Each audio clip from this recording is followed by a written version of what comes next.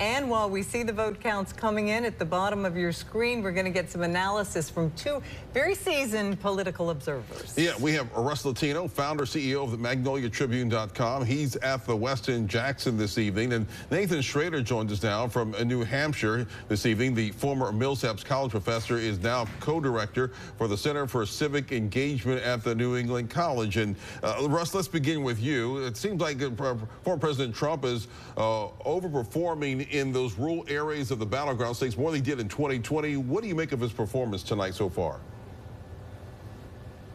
Yeah, if you're a Trump supporter, you've got to be excited about where he is in this race. He needed to win Georgia. He needed to win North Carolina as a starting point.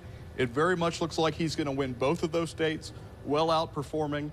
And then if you look at that blue wall that Joe Biden used to defeat Trump in 2020, that's Michigan, Wisconsin, and Pennsylvania.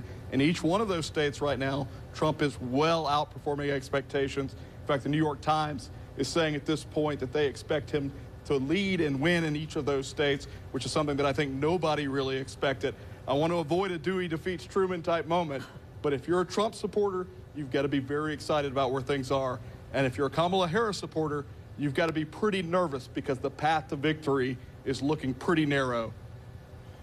Nathan, what is Kamala Harris to do tonight with really it's her path is getting narrow, as Russ said, and as far as the blue wall, what does she have to do for those three states? Well, look, Byron, I couldn't hear everything Russ had to say, but let me just boil it down to this. She needs to win them. And so the pathway is just getting so narrow for her. She got to win those the three blue wall states. She's got to hold that Nebraska 2nd congressional district seat that's apportioned by their Nebraska style system.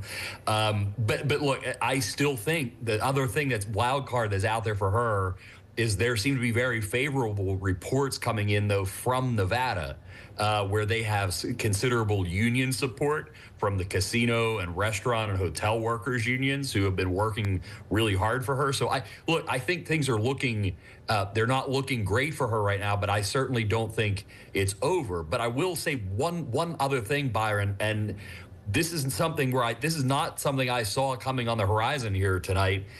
Donald Trump could be in the reverse situation where he was in the past. He actually could win the popular vote this time because he's on pace to get more popular votes now than he had in 16 or 20, but he could still lose the Electoral College. He could be in a reverse Hillary Clinton position, which would just really, that was not on my bingo card. Dr. Schrader, can you tell us what you think got people out to vote? Was it the way things are now, a lot of people talking about the inflation, et cetera, et cetera. Is that what people were voting, that they have to have a change? Oh, I think so. And I just, I've been saying this for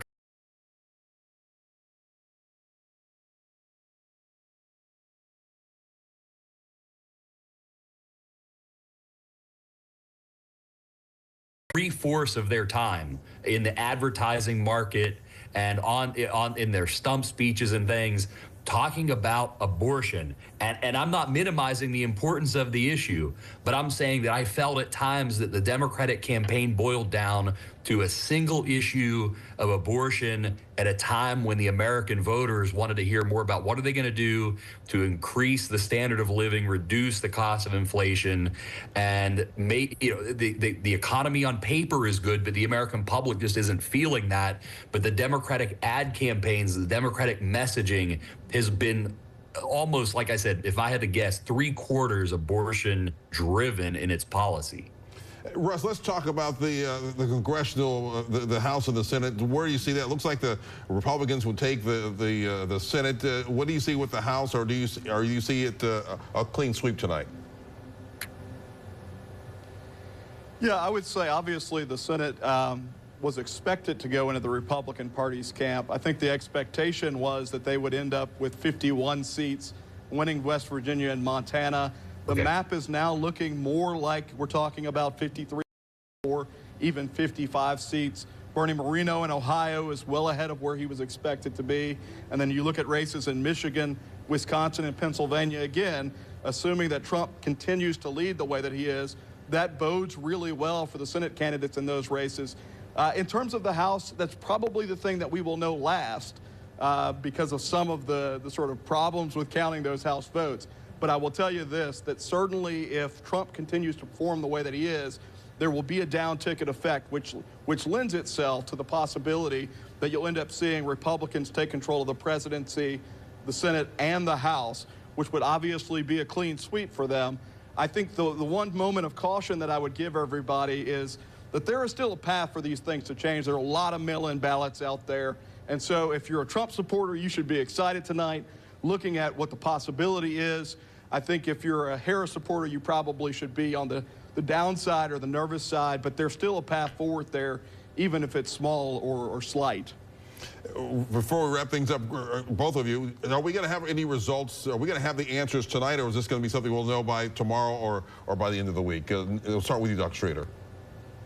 Look, I don't expect to know tonight. I know just from looking at various Pennsylvania counties alone, there's still a large number of uncounted mail-in votes.